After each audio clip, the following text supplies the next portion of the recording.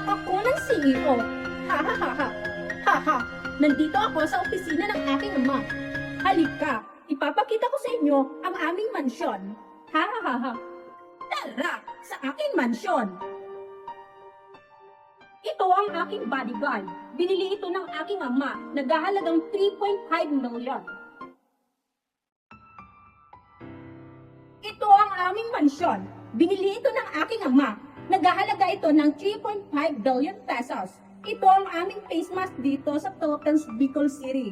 Ito ay naghahalaga ng 4.5 million. Dito yun ay nilalagay. Pwede din dito sa meme. Ha ha ha.